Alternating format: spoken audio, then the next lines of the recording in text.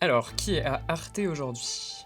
Pas grand monde apparemment. Effectivement, là, je suis bien tout seul. Ce que je viens de faire, si vous avez déjà été sur Snapchat, vous l'avez sûrement déjà fait aussi. Checkez si vos amis sont dans le coin sur la map Snap, cette carte géolocalisée. Sauf que ça, y a pas mal de parents qui font la même chose avec leurs enfants. Suivre où ils sont en temps réel. Pas forcément sur Snap, mais avec d'autres techniques de géolocalisation. Alors, est-ce qu'on peut parler de sécurité ou plutôt de surveillance? Concrètement, pourquoi la géolocalisation des enfants pose question?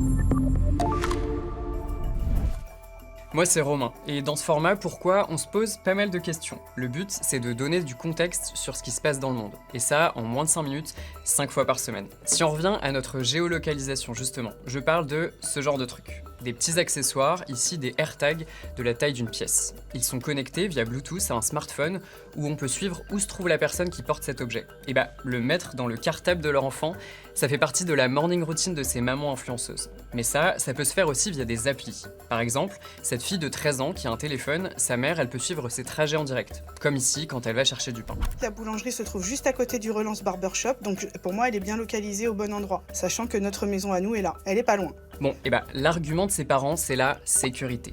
Le but, c'est pas de traquer non plus son enfant, c'est aussi de lui laisser une liberté, mais on sait que potentiellement on peut faire des rencontres qui peuvent, à son âge, être un peu problématiques. Et ses parents, c'est loin d'être une exception. En 2024, selon une étude d'Ipsos, il y a 32% des parents d'ados entre 11 et 14 ans qui utilisaient un moyen de géolocalisation. C'est la tranche d'âge pour laquelle cette pratique est la plus répandue.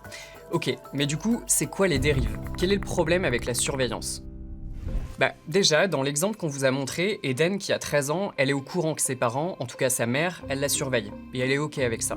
Au moins, je sais qu'il y a un problème et elle verra que je suis pas au bon endroit, elle pourra venir voir s'il y a un problème, quoi. En fait, en parler, c'est primordial. C'est même une des recommandations de la Commission nationale de l'informatique et des libertés, la CNIL. C'est un organisme qu'on considère souvent comme le gardien de nos libertés et de nos droits en ligne. Sur tous ces outils de contrôle parental, elle recommande un principe de transparence à l'égard de l'enfant. Elle recommande aussi de bien checker les politiques en matière de RGPD des outils qu'on utilise. En gros, voir ce que ces applis, par exemple, font de nos données de géolocalisation. Est-ce qu'elles sont revendues pour proposer des pubs ciblées du magasin d'à côté ensuite, etc. Bon, mais même en faisant attention, comment ne pas se sentir surveillé?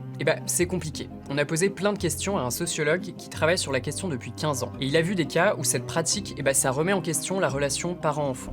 Certains m'ont même dit, pour moi c'est une forme d'échec finalement, parce que si mes parents me géolocalisent, c'est qu'ils n'ont pas confiance, donc il y a une forme d'échec de la parentalité. Et d'autre part, il y a une forme de recul, de prise de distance avec l'exercice de la parentalité. J'ai eu des adolescentes qui m'ont dit par exemple, moi quand je serai parent, je ne veux pas faire ça. Le truc, c'est que tout ça existe quand même, et surtout les techniques, elles se développent. Il y a de plus en plus d'offres. Du coup, pourquoi c'est devenu un business?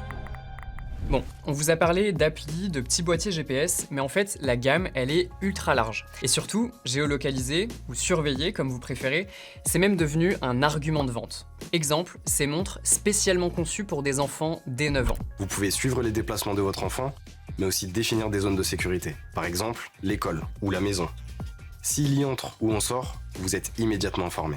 Super, non? Plus sérieusement, ce marché des montres connectées pour enfants, par exemple, il explose. Selon une étude réalisée l'an dernier, entre 2024 et 2034, le chiffre d'affaires du secteur, il pourrait plus que doubler en 10 ans. Bref, on capitalise sur la peur, sur nos propres angoisses. On a quand même cette idée que l'espace urbain est un espace d'insécurité, au moins dans lequel il y a ce sentiment d'insécurité, et que la connaissance précise de la position géographique de l'enfant viendrait penser, je dirais avec un A, ce réservoir de peur des parents, quelque part, et permettrait de croire, en tout cas, que l'enfant est davantage en sécurité si on connaît sa position géographique. Bref, c'est tout un débat, parce que vous avez vu, l'argument phare de la géolocalisation des enfants, des ados, c'est la sécurité. Quand tout le monde est ok pour l'utiliser, en soi, il n'y a pas de problème. Mais le fait est que c'est aussi devenu un véritable business et que ça pose des questions sur nos modes de vie. Je m'arrête là, mais vous, dites-nous ce que vous en pensez. Si vous êtes plutôt pour ce genre de technologie, ou au contraire si ça vous fait peur.